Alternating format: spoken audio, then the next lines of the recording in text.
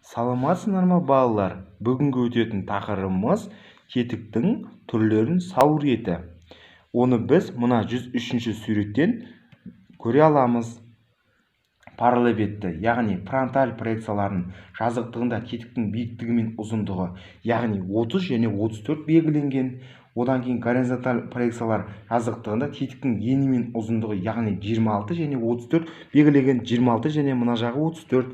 Одан кейінгі профиль жазықтығында тетіктің ені мен биіктігі, яғни 26 және 30 өлшемдері белгіленген. Оны біз мына суреттен көре аламыз.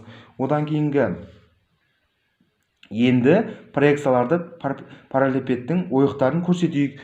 Оны біз мына Б суретінен көре аламыз. Оларды алдымен негізгі түрде көрсеткен орында. Негізгі түрде деп отырғанымыз мынау, осыда көрсеткен орында.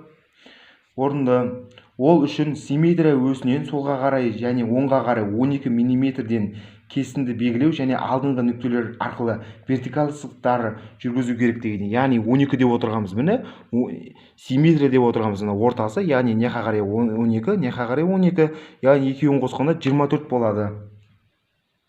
Содан кейін тетіктің жоғарғы жағынан 14 мм қашықтықта горизонталь түзулерін жүргіземіз. Яғни 14 мм деп отырғанымыз міне. Мына жағынан түсіреміз, мына жағынан түсіреміз.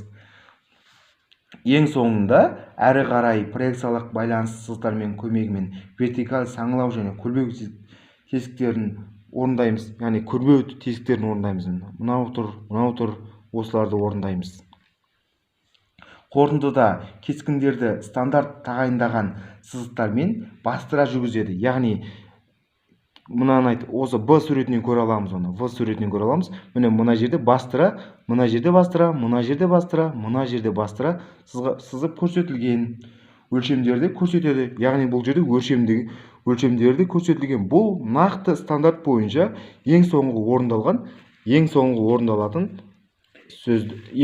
орындалатын нәрсені, яғни тетікті айтамыз. Бүгінгі өткен тақырыбымыз балалар, яғни тетіктің түрлерін сауыр етін көрсеттік. Бастаңғысы мына басталатын, одан кейінгісі бұлай, одан кейінгі үшінші түр, яғни барлық тетігі көрсетілгендігін көре аламыз.